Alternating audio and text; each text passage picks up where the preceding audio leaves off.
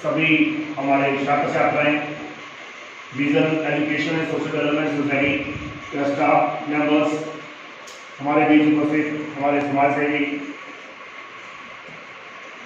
चौहान जी और हमारे बीच हमारे आज के अतिथिगण माननीय गौरव शर्मा जी, भारतीय जनता पार्टी प्रदेश प्रवक्ता, आप सभी का हमारे विजन परिवार की ओर से हार्दिक स्वागत, अभिनंदन।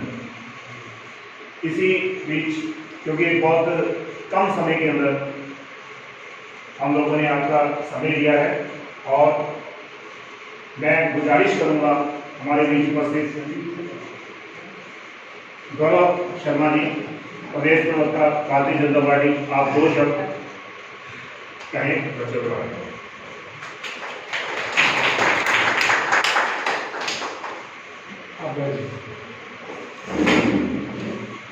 आज विजन एजुकेशन अभी क्या है society vision education social development के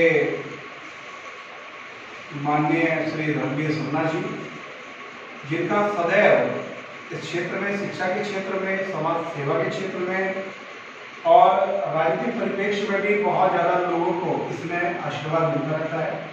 ऐसे मेरे बड़े भाई आदरणीय रणवीर शर्मा जी, मेरे साथ आए हुए श्रीमान संजीव चौहान जी, जिनकी अपने आप एक खूबी है, जिन्होंने जैसे एक बच्चे को पाला जाता है वैसे ही आपके द्वारा कली को खिलाकर एक पेड़ बनाना, पौधे को बड़ा करते हुए उसमें फूल की चिंता करना आपकी नर्सरी रही है। उस नर्सरी में आपने बाजपुर में कीर्तिमान स्थापित किया कि पहली ऐसी नर्सरी बाजपुर में हुई जिसको बनाने का सौभाग्य श्री संजीव चौहान जी को मिला।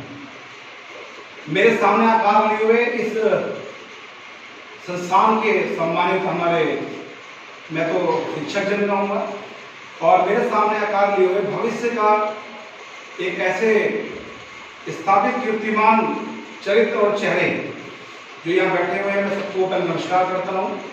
और आज जिस विशेष कार्य के लिए हम लोग उपस्थित हुए हैं, जैसा कि आदरणीय भाई साहब ने बताया कि हमारी कोई ऐसी चर्चा नहीं थी कल तक, सुबह तक ऐसी कोई योजना नहीं थी हमारे पास कि हमको कुछ करना है, लेकिन एक मनोभाव था हमारे मन में।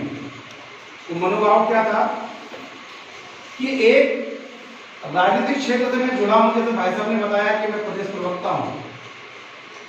बहुत सारे लोग आपको मिलते होंगे, आप लोग भी जानते हैं, मैं आप लोगों से चर्चा इसलिए करना चाह रहा हूं कि जब नेता शब्द आता है तो लोग ये कहते हैं कि नेता, ओहो नेता है, नेता है। एक ऐसा चित्र आपके सामने है, एक छाया चित्र ऐसा आपके सामने रखा हुआ है जो पूरे विश्व के अंदर जितने भी हम आप लोग देखते हैं, जितने भी लोगों को आप जानते हैं, मुझे कहते हुए फक्र होता है कि नेता यदि वास्तव में कोई हुआ, अगर नेता शब्द नहीं लगा तो सुभाष चंद्र बोस का नाम लेने में ऐसा लगता है कि अधूरा नाम ले लिया हो। मैं सही कह रहा हूं? आप जानते हैं कि नेताजी सुभाष चंद्र बोस के नाम से हम जानते हैं, जिनका छाया चित्र हमारे सामने है। यदि यह नेता शब्द ही इतना खराब होता तो शायद इतने पवित्र और एक ऐसे महान क्रांतिकारी, जिन्होंने मानसिक पटल पर क्रांतिकारी भाव को प्रकट करके समाज में यह संदेश दिया था कि हमें एकजुट होना है और देश की आजादी के लिए काम करना है, तो क्या एक ऐसे महान क्रांतिकारी के नेता शब्द गलत नहीं है। दुर्भाग्य ये रहा है हिंदुस्तान का कि नेता शब्द के साथ न्याय नहीं किया है। नेता अपना स्वाभिमान की बात है। अगर आज मैं बात करूं तो कल को भविष्य में आप में से जो भी बच्चा, जो भी हमारे शिक्षक जिस क्षेत्र में, मैं आदरणीय भाई साहब को भी कह रहा था, हेलो, जानना चाहते हैं कैसे? अगर आप कल किसी क्षेत्र में जाते हैं, आप किसी भी अपने प्रतिभा को आगे बढ़ाते हैं, उस प्रतिभा में जो आगे बढ़ा रहे होंगे, आप डॉक्टर से का अगर आप एसोसिएट करके एक अपनी टीम बनाकर आप डॉक्टर बन जाते हैं, तो डॉक्टर जब अपने क्षेत्र में प्रगति करते, उसको यदि आप आगे बढ़ा रहे हैं, इट मीन्स कि यू आर ए लीडर, आप नेता हैं। आई एम राइट और रॉन्ग? सही हूं कि गलत हूं? अब सब आता है कि मैं आपसे बात कर रहा हूं, लेकिन मैं जिस व्यक्तित्व के बारे में बात करना चाहता हूं, सबको मालूम है कि अभी जैसे भाई साहब ने बताया 18 अगस्त मृत्यु कब हुई, लेकिन कुछ लोग चूंकि तथ्य के रूप में हम लोग चलते हैं, प्रमाणिक रूप से हम लोग चलते हैं, प्रमाण इस बात का आज तक नहीं मिल पाया कि उनकी एक्शन मृत्यु कब हुई। लेकिन जब हम किताब में पढ़ते हैं, इतिहास में पढ़ते हैं, तो ऐसा एक शब्द आता है कि आज के दिन ये माना गया है कि आज उनकी पुण्यतिथि मनाई जाती है, कि आज के दिन उनका देहांत हुआ था। आज किसी से कह दें कि मम्मी जी पानी दे दो, पड़ोसी से कह दो भाई साहब पानी चाहिए आपके घर से, तो पड़ोसी क्या सोचता है कि खंभे पे लगे तार पे पड़ोसी तब तक डंडा मारता है, या तो अगर उसकी घर पे लाइन नहीं आ रही है घर, तो खंभे पे लगे तार पर पड़ोसी तब तक डंडा मारता है, या तो वो आपकी भी भगा देगा और या फिर उसकी भी आ जानी चाहिए। ऐसा होता है कि नहीं? आज तक ये भारत है, और एक वो भारत था जिसकी कल्पना हम दोबारा कर रहे हैं, माननीय मोदी जी के नेतृत्व में कर रहे हैं, आज धामी युग के अंदर कर रहे हैं, धामी सरकार में कर रहे हैं, कि आज का भारत परिवर्तन वाला हमारा भारत है।